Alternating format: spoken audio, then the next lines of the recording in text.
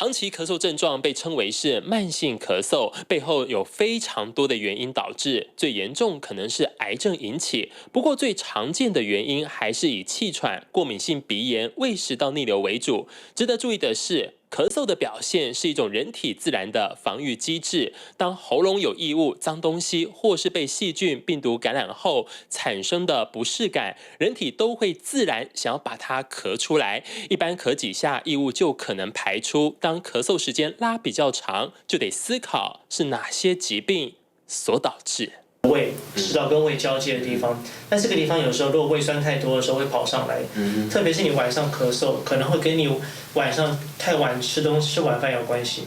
魏先生久咳前后持续约3年，经常出现咳嗽的状况，让他非常不舒服。再加上半夜急咳，又经常因为工作比较晚回家，用餐时间比较晚，常常吃饱后就休息。由于久咳不愈，他看过很多医师，最后被胃肠科医师检查出是胃食道逆流。我觉得那一阵子一直咳到我有点怀疑，会不会是因为职业病常在吸那个粉笔灰，然后导致一直咳不停，然后再加上那个咳的情况又不是非常就是经常，它大概就是有时间性，大概就吃完饭。那又或者是半夜，那突然就是恶咳，那个咳完之后又很酸。有时候病人会觉得说，他这个声音会沙哑，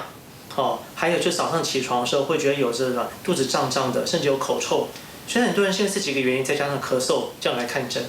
那这种情况下面，我们都会觉得说，他又看过其他科，发觉又排除掉了肺部的问题、呼吸道的问题，有时候也排除掉可能是属于鼻涕倒流或者是慢性鼻窦炎这些问题之后，我们就怀疑他说他很可能其实就是胃食道逆流的情况。有一些病人是吃了胃酸逆流药以后，他就症状改善，但有一些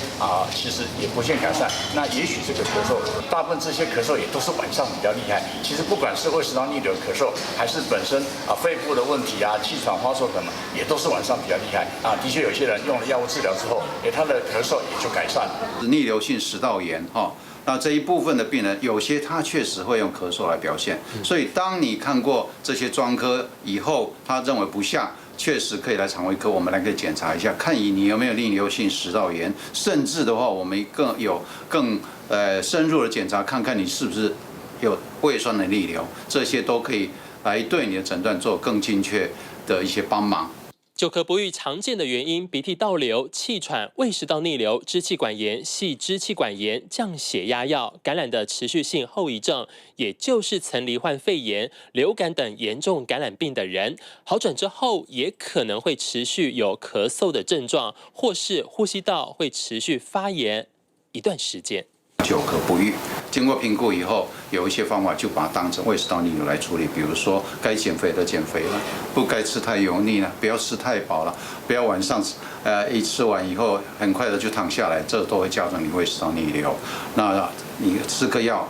那也许可以让你晚上好睡一点。睡前也不要喝牛奶，因为牛奶会刺激我们酸的制造。